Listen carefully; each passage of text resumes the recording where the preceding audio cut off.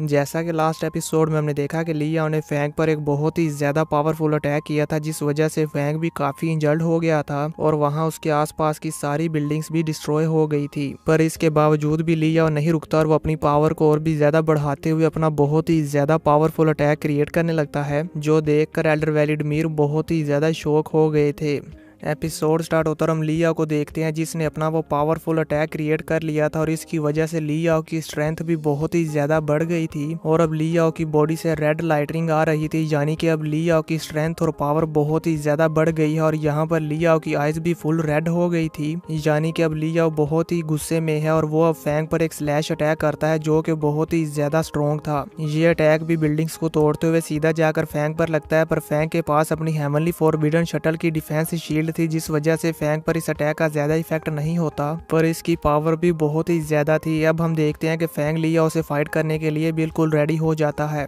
अब ली याओ अपनी फुल पावर को यूज करते हुए बड़ी ही स्पीड के साथ आसमान से नीचे आता है और अपनी लाइटनिंग स्वॉर्ड से फैंग पर अटैक करता है, पर हम देखते हैं कि फैंग ली याओ के इस इतने ज्यादा खतरनाक अटैक को अपनी हेवनली फॉरबिडन शटल की डिफेंस और ब्लैक गॉड आर्मर की शील्ड के साथ रोक लेता है, पर इस अटैक की फोर्स बहुत ही ज्यादा थी, जिस वजह से फैंग इससे काफी ज्यादा पीछे आ जाता है। ये देखकर ली याओ बड़ी स्पीड के साथ फैंग के पीछे जाता और उसे एक जोरदार किक करता है, जिस वजह से फैंग अपने आप को संभाल नहीं पाता और पीछे एक बिल्डिंग के साथ जाकर टकराने वाला होता है कि तभी ली याओ बहुत ही ज्यादा स्पीड के साथ फैंग के पीछे आ जाता और उसे एक जोरदार किक करता है और फिर बड़ी स्पीड के साथ उसके सामने आ जाता और फिर से उसे एक जोरदार किक मारता है, जिससे फैंग काफी सारी बिल्डिंग्स को तोड़ते हुए दूर जाकर गिरता है। पर ली याओ फिर भी नहीं रुकता और वो बड़ी स्पीड के साथ फैंग के पीछे जाता और अपनी लाइटनिंग स्वॉर्ड्स को यूज करते हुए फैंग पर अटैक करता रहता है, जिसे फैंग बहुत ही मुश्किल से रोक रहा था। पर हम देखते हैं कि ली याओ यहाँ पर फैंग को जरा सा भी मौका नहीं दे रहा था कि वो उस पर अटैक कर पाए। अब ली याओ फैंग पर काफी ज्यादा अटैक करके उसे पीछे धकेल देता है, जिसके बाद वो अपना बहुत ही ज्यादा पावरफुल अटैक रेडी करता है, यानी कि वो अपनी लाइटनिंग स्वॉर्ड को बहुत ही ज्यादा बड़ा कर लेता है और अपनी फुल पावर को यूज करते हुए उस लाइटनिंग स्वॉर्ड को घुमाकर फैंग के ऊपर दे मारता है, जिसे फैंग अपनी शील्ड से रोकने की कोशिश करता है, पर इस अटैक की फोर्स बहुत ही ज्यादा थी, जिसे फैंग रोक नहीं पाता और हवा में उड़ता हुआ काफी ज्यादा पीछे चला जाता और हम देखते हैं कि इस अटैक की पावर इतनी ज्यादा थी कि इससे फैंग के ब्लैक गॉड आर्मर में भी क्रैक आ जाते हैं। जैसे ही ली याओ देखता है कि फैंग मेरे इतने ज्यादा पावरफुल अटैक के सामने भी सर्वाइव कर गया है, तो यह देखकर ली याओ को बहुत ही ज्यादा गुस्सा आता है और वो गुस्से के साथ चीखते हुए फैंग को कुछ कहने ही वाला होता है कि तभी अचानक से उसे अंदर से एक झटका लगता है, यानी कि अब ली याओ धीरे धीरे वीक हो रहा है। जैसे ही फैंग देखता है कि ली याओ अचानक से रुक गया है, तो उसे भी एक उम्मीद नजर आती है कि अब शायद मैं ली याओ को मार सकता हूँ, इसलिए फैंग बहुत ही ज्यादा स्पीड के साथ ली याओ पर अटैक करने लगता है। पर ली याओ किसी तरह करके खुद को संभाल लेता और फैंग पर अटैक करने लगता और यहाँ पर भी अभी भी ली याओ ही फैंग पर भारी पड़ रहा था और फैंग पर अटैक करते हुए फैंग को काफी कमजोर कर देता है, जिसके बाद ली याओ फैंग को सर से पकड़ लेता और उसे बिल्डिंग के साथ घसीटते हुए ऊपर आसमान में फेंक देता है और फिर अपनी लाइटनिंग स्वॉर्ड के साथ फैंग पर एक जोरदार स्लैश अटैक करता है, जिसे फैंग अपनी 9 लाइटनिंग स्वॉर्ड से ब्लॉक करने की कोशिश करता है। पर ली याओ का ये अटैक भी काफी ज्यादा पावरफुल था, जिसे फैंग ज्यादा देर तक रोक नहीं सकता था और ना ही इसे नलीफाई कर सकता था, इसलिए फैंग उसके अटैक को किसी तरह से रिफ्लेक्ट कर लेता है, जिस वजह से हम देखते हैं कि ली याओ का ये अटैक बिल्डिंग्स को लगता है और वो बिल्डिंग्स भी डिस्ट्रॉय हो जाती हैं। ये देखकर ली याओ को बहुत ही ज्यादा गुस्सा आता है और वो अपनी फुल पावर के साथ फैंग पर अटैक करता है, पर हम देखते हैं कि फैंग सही टाइम देखकर वहां से साइड पर हो जाता है और ऊपर आसमान में आ जाता है, जिस वजह से ली याओ सीधा जाकर एक बिल्डिंग में गिरता है और फैंग अपनी स्पिरिचुअल पावर को यूज करते हुए उस पूरी बिल्डिंग को हवा में उठा लेता है। अब जैसे ही ली याओ को मालूम होता है कि फैंग उसके अटैक से बच गया, इसलिए ली याओ बड़ी ही स्पीड के साथ उस बिल्डिंग से बाहर आ जाता है। ली याओ को बिल्डिंग से बाहर आता हुआ देखकर फैंग अपनी स्पिरिचुअल पावर से यूज की हुई बिल्डिंग को बहुत ही ज्यादा पावर के साथ ली याओ के ऊपर दे मारता है और हम देखते हैं कि फैंग का ये अटैक सक्सेसफुली काम कर जाता है और डायरेक्ट ली याओ के ऊपर जाकर लगता है। अब ली याओ के ऊपर अपने अटैक को डायरेक्ट हिट होता हुआ देखकर फैंग भी समझ जाता है कि ये सही मौका है, इसलिए फैंग अपने सभी फ्लाइंग नाइफ्स को यूज करते हुए अपने कंबाइंड ड्रिल अटैक को यूज करता है और हमें भी पता है कि फैंग का ये कंबाइंड ड्रिल अटैक कितना ज्यादा पावरफुल है। इस अटैक ने तो सीक्रेट रूम को भी तोड़ डाला था, जो कि काफी ज्यादा स्ट्रॉन्ग था। अब हम देखते हैं कि फैंग का ये अटैक भी सक्सेसफुली कामयाब हो जाता है और ली याओ के ऊपर जाकर डायरेक्ट हिट करता है और हम देखते हैं कि ली याओ फैंग के इस अटैक को अपने हाथों से रोकने की कोशिश करता है, पर फैंग का ये फ्लाइंग नाइफ्स का अटैक ली याओ के हाथों में स्पिन कर रहा था, जिसकी वजह से ली याओ के ब्लैक गॉड आर्मर काफी ज्यादा हीट अप हो जाता है और ली याओ के हाथ भी जल रहे थे, जिस वजह से ली याओ को काफी ज्यादा दर्द होता है और वो गुस्से में चीखने लगता है और यहाँ पर लियाओ की हार्ट बीट भी काफी ज्यादा बढ़ गई थी, क्योंकि फैंग का ये अटैक बहुत बहुत बहुत ही ज्यादा पावरफुल था, जिसकी वजह से लियाओ अपनी फुल पावर को यूज करते हुए वहां पर एक लाइटनिंग का ब्लास्ट करता है। और हम देखते हैं कि ना सिर्फ इससे फैंग का अटैक नलीफाई हो जाता है, बल्कि लियाओ का ये लाइटनिंग अटैक बाहर जाकर सीधा फैंग पर हिट करता है, पर फैंग इसे अपनी लाइन लाइटिंग स्वॉर्ड को यूज करते हुए नलीफाई करके बहुत ही मुश्किल से रोकता है। और इससे अब फैंग भी काफी इंजर्ड हो गया था